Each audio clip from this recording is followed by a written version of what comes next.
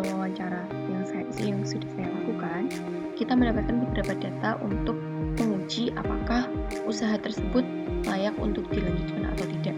Yang pertama, di sini ada investasi mesin, yaitu sebesar 10 juta rupiah, kemudian investasi peralatan sebesar 12 juta rupiah, kemudian pengadaan bahan baku sebesar 480 juta rupiah per tahun, kemudian gaji karyawan sebesar 120 juta rupiah per tahun, kemudian biaya pemasaran sebesar 384 juta per tahun, biaya lain-lain sebesar 18 juta per tahun, kemudian untuk tempat atau sewa tempat yang masuk ke dalam biaya tetap di sini kosong karena tempat yang digunakan adalah tempat milik sendiri. Kemudian untuk depresiasi di sini sebesar 3.500.000 rupiah. Kemudian omset tiap tahunnya adalah 1,26 miliar rupiah dan pajak bumi dan bangunan sebesar 75.000 rupiah. Nah, langsung saja kita akan mencari biaya tetap. Biaya tetap itu dapat berupa investasi, kemudian biaya sewa tempat. Di sini untuk investasinya kita punya investasi mesin dan investasi peralatan. Kemudian biaya tempat di sini kosong. Kemudian kita akan mencari biaya variabel. Biaya variabel di sini adalah biaya yang dapat berubah sewaktu-waktu. Artinya biaya variabel itu untuk setiap periode waktunya akan dapat berubah. Tapi di sini kita mengambil nilai rata-ratanya saja. Nah, di sini biaya variabel ada pengadaan bahan baku, kemudian gaji karyawan, kemudian biaya pemasaran, dan biaya lain-lain. Selanjutnya, kita akan mencari total expense-nya. Total expense sama dengan biaya tetap dijumlahkan dengan biaya variabel. Nah, selanjutnya kita akan mencari profit. Profit di sini adalah omset tiap tahunnya. Kita kurangi dengan total expense, kemudian kita kurangi dengan pajak, dan kita tambahkan dengan besar depresiasi. Nah, sudah kita katakan bahwa expense sama dengan 239.425.000 rupiah. Kemudian kita akan mencari NPV-nya. Nah, untuk mencari NPV kita akan mengisikan di tabel profit. Di sini ada tahun 1 sampai dengan tahun ke-10 ya. Nah, ini langsung aja kita samakan dengan profit yang sudah kita cari tadi. Ini biar ke bawahnya juga sama. Kita F4 kan, kemudian kita kopikan sampai ke bawah dengan diskon faktor 3%.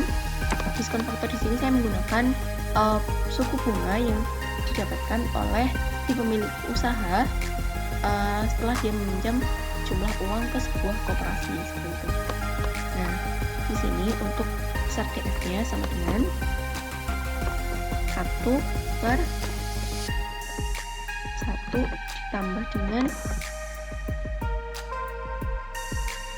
nilai dari DF. Ini biar tidak berubah kita F4 kan, kemudian dipangkatkan dengan tahun.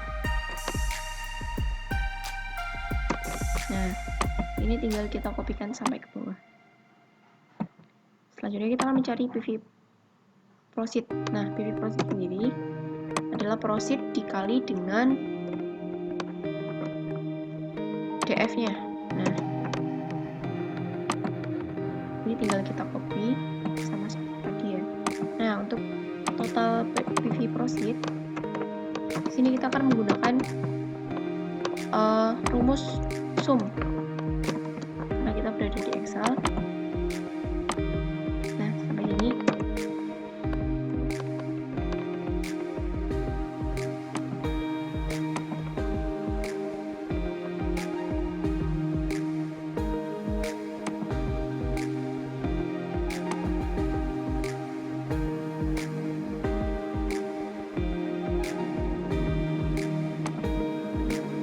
Kemudian kita akan mencari NPV. Nah, di sini NPV sama dengan